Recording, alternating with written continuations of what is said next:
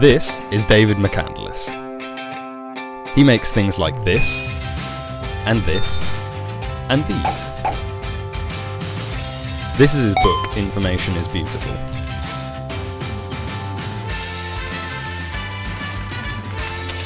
He started out as a programmer, then moved on to journalism, and is currently an information designer.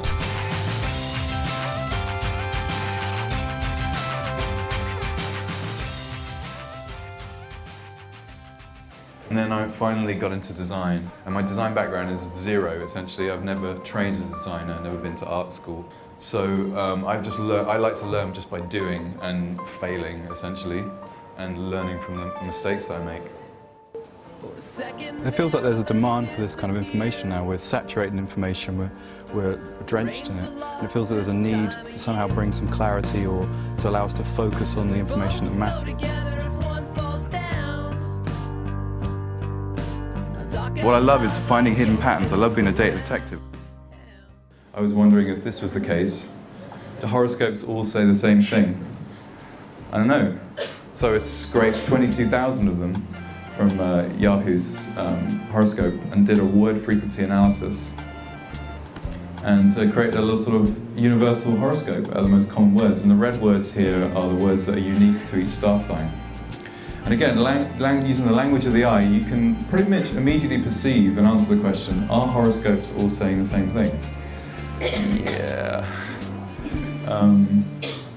And if you're curious, I had to get a hacker to do this, to do the scraping. And we wrote a Python script into that that's hit Yahoo's servers over and over again and scraped these horoscopes off. But unfortunately, we triggered Yahoo's anti-hacking countermeasures, and we were banned from Yahoo for 24 hours. So we had to find a frequency of scraping that wouldn't trigger those measures, and it's 1/10 of a second.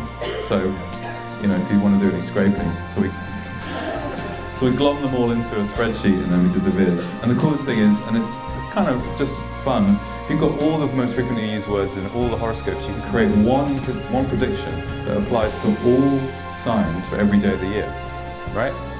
And here it is. Whatever the situation or secret moment, enjoy everything a lot. Family and friends matter, keep making love. The world is life, fun and energy, may be hard or easy. Change your mind and a better mood comes along. You can't argue with that. Some of his designs have a really grounded message, urging people to think differently.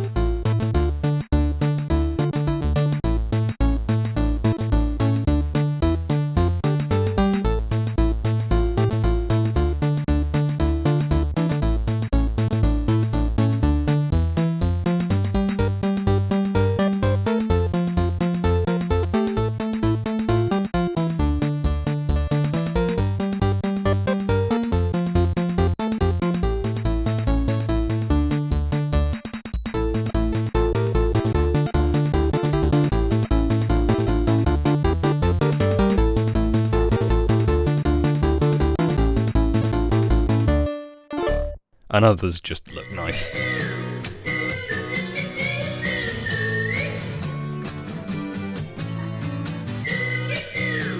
Some people take offence to design without a higher purpose.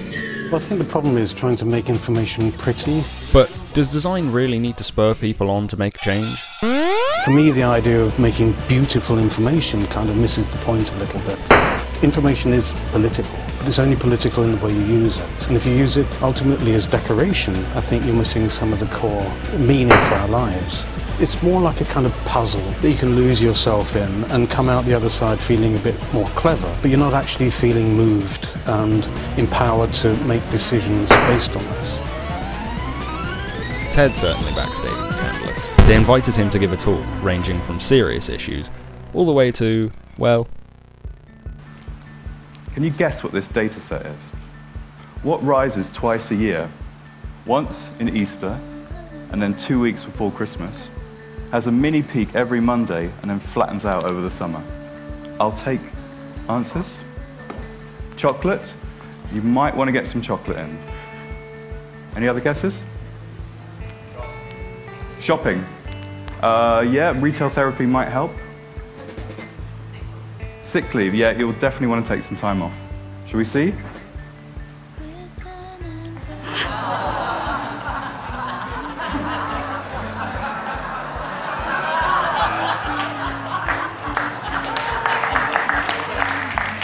So, information guru Lee Byron and myself, we scraped 10,000 status Facebook updates for the phrase break up and broken up, and this was the pattern we found.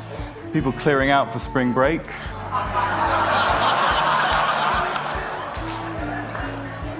Coming out of very bad weekends on the Monday. Being single over the summer. And then the lowest day of the year, of course, Christmas Day. Who would do that?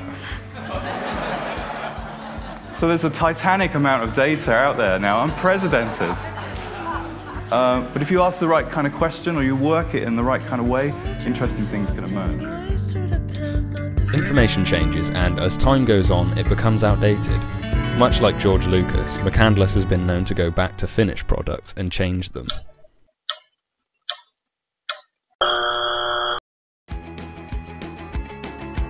His website contains updated designs, new infographics, and even competitions. He presents you with sheets of data, and you can win money by making them beautiful. That's here and there, and then there is.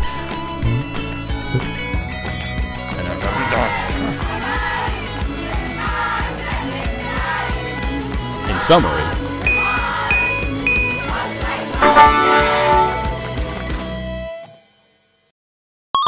he also made the helicopter game. Just a bit over that thing and down there, and oh, I hate you, David McCandless.